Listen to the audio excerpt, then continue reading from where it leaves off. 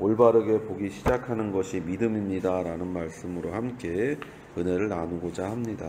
하나님의 목적은 사람을 선택하시고 그 사람을 통해 하나님이 세상을 창조한 목적을 이루려고 하신다는 것입니다. 아담과 하와는 하나님의 놀라운 계획 아래에서 하나님을 닮은 존재로 창조되었습니다. 하나님과 닮은 존재라는 것은 곧 우리가 하나님이 하시는 일을 위해 창조되었다는 것입니다. 우리가 다른 동물들과 이 땅에 있는 다른 것들과 다른 이유를 성경은 창세기 1장에서 우리에게 정확하게 말합니다. 다른 것들은 그냥 하나님의 말씀으로, 하나님의 말씀에 의해서 창조되었지만 사람은 진흙으로 친히 하나님께서 빚으셨다라고 얘기하고 계셔요. 그리고 나서 하나님께서 우리의 모양과 우리의 형상대로 라는 말씀을 거기에다 특별히 성경에 그것이 추가되어져 있는 것을 우리가 보게 되는 것이죠. 그만큼 사람의 창조라는 것은 중요한 것이고 또 사람의 창조의 목적이 바로 그 말씀에 정확하게 나타나 있는 것이죠. 하나님과 우리와 같은 모양과 우리와 같은 형상, 하나님 모양과 하나님의 형상과 같다라는 것은 우리가 하나님의 일을 하기 위해서 만들어진 존재라는 것이죠.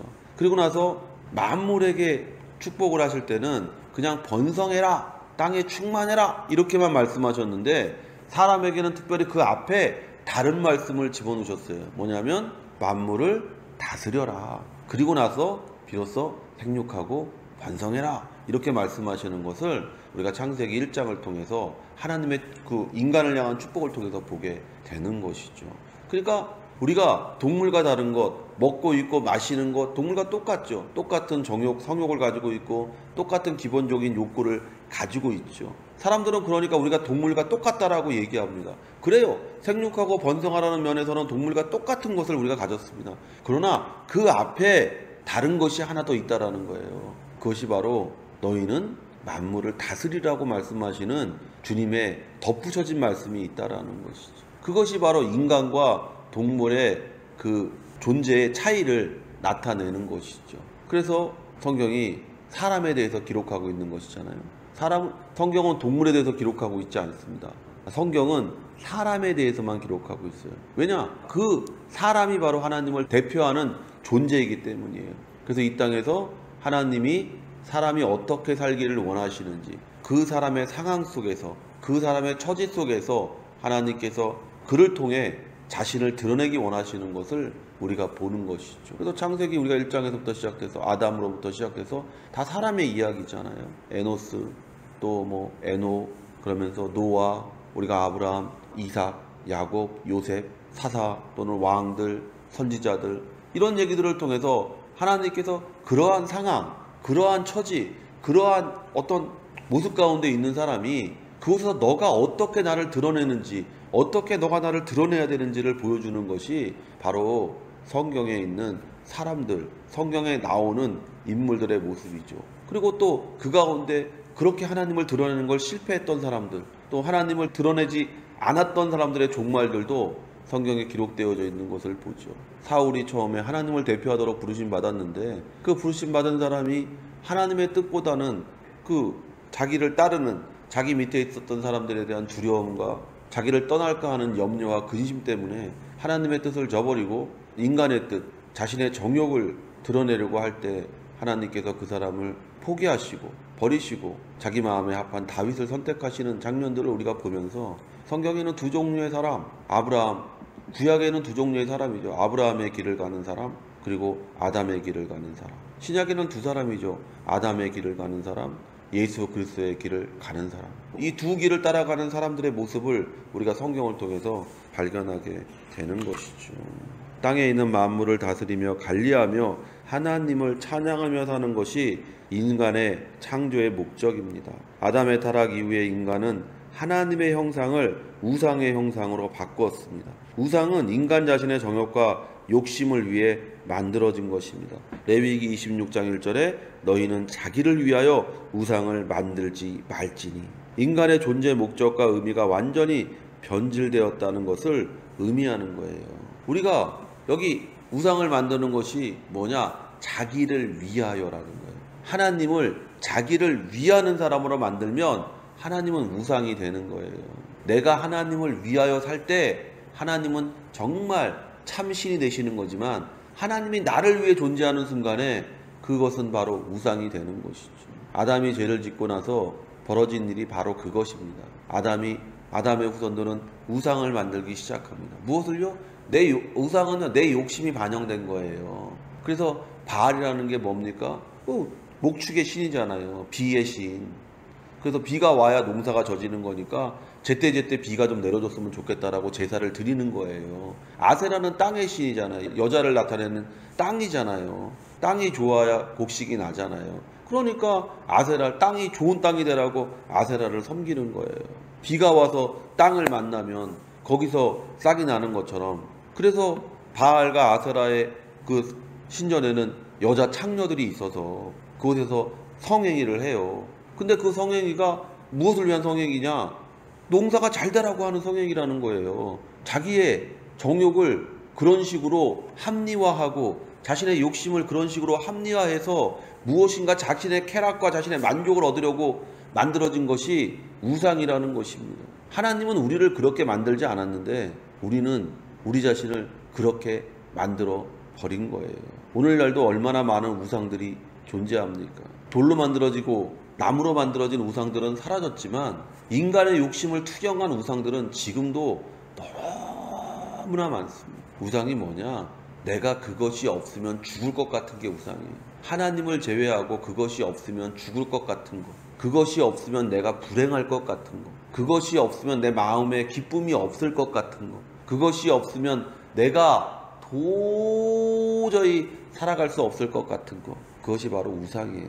그래서 예수님께서 그것을 한마디로 돈이라고 말씀하셨잖아요. 재물이라고 말씀하셨잖아요. 바울이 우리에게 말하지 않습니까? 탐심은 우상 숭배니라고. 내 정욕을 이루고 내 만족을 추구하기 위해서 무엇인가가 존재해야 된다고 생각하는 그것이 바로 우상이라는 것이죠. 그러나 하나님은 사람을 결코 포기하지 않으십니다. 아브라함은 하나님의 진정한 목적을 위해 부르심 받았습니다. 그리고 그 목적을 위해 아브라함이 어떤 과정과 환경을 통해 변해가는지를 보여주는 것이 창세기 12장부터 시작되는 아브라함의 이야기예요. 오늘 읽은 성경은 롯이 아브라함을 떠난 후에 라고 기록하고 있습니다. 아브라함이 가뭄을 만나서 애굽으로 내려갑니다. 애굽으로 내려가면서 자기 아내를 누이라고 거짓말을 하죠. 그래서 애굽의 왕 바로가 그 아내를 데려가죠. 그때 하나님께서 애굽 왕에게서 사라를 되찾게 해주시고 수많은 재물을 가지고 가나안 땅에 돌아오는데 이제 그 재물이 문제가 되어서 조카 롯의 하인들과 아브라함의 하인들이 다툼이 일어나는 것을 봅니다. 그러고 나서 아브라함이 롯에게 얘기하죠. 나를 떠나라. 네가 동으로 가면 난 서로 가고 네가 서로 가면 난 동으로 가겠다라고 얘기하죠. 그러니까 롯이 두말하지 않고 떠납니다. 소돔 땅을, 고모라 땅을 쳐다보면서 야, 저기는 에덴 같다. 저기는 내가 갔었던 애굽 같다. 풍성하다. 부유하다. 그러면서 뒤도 돌아보지 않고 떠났습니다. 아브라함이 얼마나 굉장히 마음이 힘들었겠어요. 자기 뒤를 잇기 위해서 데려온 자식과 같은 조카잖아요. 그런데 그 조카가 뒤도 돌아보지 않고 아브라함을 떠나버립니다. 그 낭망되고 그 실망된 마음 가운데 하나님께서 아브라함에게 나타나셔서 말씀하시는 것이 오늘 읽은 성경의 말씀입니다. 우리의 위로는 우리가 기대하고 의지하던 것이 떠날 때 비로소 우리에게 주어집니다. 참된 위로는요, 우리가 의지하고 우리가 붙잡고 있었던 것이 떠날 때 주어지는 거예요. 우리가 그것에 매몰되어져서 그것에 집중하고 있을 때는 하나님의 세미한 음성은 들리지 않습니다. 하나님의 놀라운 그 은혜의 말씀이 우리에게 들리지 않습니다. 이사야가 유대 왕이 죽었을 때 비로소 하나님을 만났던 것처럼 우리는 우리가 가진 것들을 잃어버릴 때 비로소 진정으로 하나님을 찾고 하나님의 위로를 받게 됩니다. 아브라함의 위로의 시작은요, 소망입니다. 우리가 위로받고 있다는 것을 어떻게 압니까? 우리 안에 소망이 생기는 거예요. 롯이 떠나서 실망하고 낭망하고 외로워하고 있을 때 하나님께서 오셔서 야, 밖에 일단 나가자 얘기하잖아요. 나가서 하나님께서 네가 동서남북을 바라봐라. 소망을 말씀하시는 거죠. 위로의 시작은요, 소망이 생기는 거예요. 막연한 것이 아니라 하나님의 말씀을 통한 소망이 생겨야 된다는 것이죠. 잘 될 거야!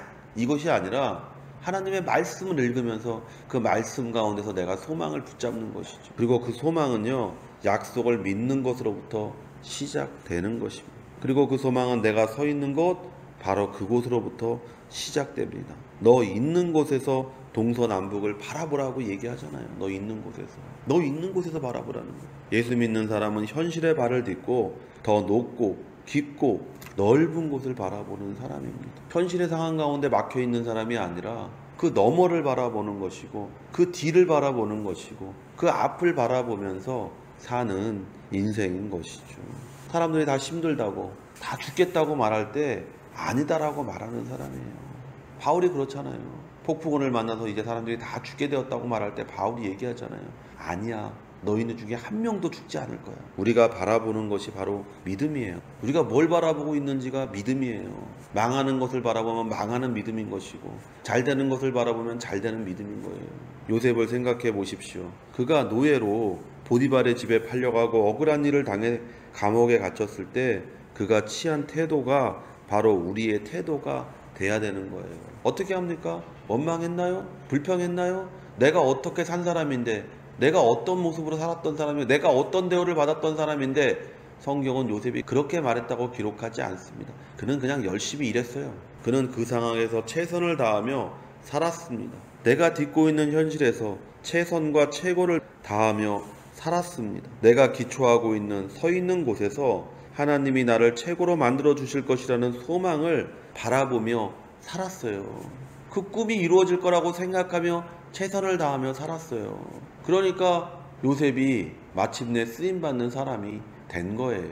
아무것도 하지 않고 얻을 수 있는 것은 하나님이 예수 그리스도를 통해 우리를 위해 행하신 구원 이외에는 아무것도 없습니다. 구원받은 사람이 구원받은 사람의 열매를 맺기 위해 우리는 서 있는 곳에서 최선을 다해야 되는 거예요. 그러나 내 힘만으로는 얻을 수 있는 것이 얼마 되지 않습니다. 하나님의 도우심이 있어야 되죠.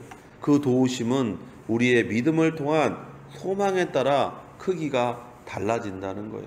내가 믿음이 있어서 그 믿음을 통하여 큰 소망을 가지면 하나님의 도우심은 큰 도우심으로 우리에게 임하는 것이죠. 내가 믿음이 적어서 작은 소망을 가지면 하나님이 우리를 도우시는 것은 작은 도움일 수밖에 없는 것이죠. 가뭄이 들어서 엘리사가 가는데 선지자의 아내가 얘기하잖아요. 우리 남편이 당신을 어떻게 섬겼고 하나님을 어떻게 섬겼는지 당신 잘 알지 않냐. 근데 남편이 죽고 나서 우리가 빚이 너무 많은데 지금 우리 아들을 그 빚을 준 사람이 빚쟁이가 내 아들을 노예로 데려가려고 한다. 어떻게 했으면 좋겠냐 그랬더니 엘리사가 그러잖아요. 가서 그릇이랑 그릇은 다 빌려오라고. 그거 다 빌려와서 그 기름을 따르기 시작하잖아요. 선지자의 아내가 아들에게 얘기하잖아요. 그릇을 더 달라고 했더니 아들이 얘기하잖아요. 그릇이 없어요. 그러니까 기름이 멈췄더라. 성경이 그렇게 기록하잖아요. 우리의 믿음, 우리의 소망만큼 그 기름이 흘러나오는 거예요. 하나님의 도우심은 우리의 믿음과 우리의 소망을 따라 움직이는 거예요. 우리의 소망이 아무리 커도 우리의 믿음이 크지 않으면 우리는 그 소망을 이룰 수 없죠. 우리의 믿음이 아무리 커도 우리의 소망이 작으면 또 그 소망은 그만큼밖에 이루어지지 않는 것이죠. 그래서 하나님께서 아브라함을 데리고 나가서 크게 바라보라고 말씀하시잖아요. 그리고 얘기하시면서 동서남북을 바라보고 이 땅을 너가 차지하게 되고 수많은 자녀를 갖게 될 거라고 얘기하니까 아브라함이 그것을 믿으니 하나님께서 그거를 의로 여기셨더라. 이렇게 얘기하잖아요. 하나님이 옳게 여기는 것이 바로 그것이라는 거예요. 하나님이 말씀하시는 것을 그대로 믿고 하나님의 말씀하시는 것을 그대로 소망하는 사람이 하나님이 옳게 여기는 사람이라고 성경이 얘기하고 있는 것이죠. 우리가 얼마나 큰 소망을 믿고 인내하느냐에 따라 우리는 하나님의 큰 축복을 누리며 살게 됩니다. 성도 여러분, 이삭을 기억하십니까? 그가 블레셋 땅에서 그의 100배나 거두는 축복을 누렸습니다. 그가 여기는 블레셋 땅이니까, 나는 농사를 지어본 적이 없으니까 하는 부정적인 마음으로 살았다면 어떻게 그런 축복을 누렸겠습니까? 환경에 아랑곳하지 않고 자신의 어떠함에 아랑곳하지 않고 있는 곳에서 하나님께 최선을 다해 씨를 뿌릴 때 그는 100배의 축복을 누릴 수 있었던 것입니다. 지금 있는 곳에서 어디를 바라보고 계십니까? 그것을 바라보는 이유가 무엇입니까? 하나님의 말씀을 따라 바라볼 때 위로와 축복이 주어지게 되는 거예요. 성도 여러분, 아브라함이 하나님의 말씀을 따라 바라볼 때 큰 위로와 마침내 축복이 주어진 것처럼 여러분도 현실에서 말씀을 붙잡고 소망으로 바라는 믿음의 사람들 되시기를 예수의 이름으로 축원을 드립니다.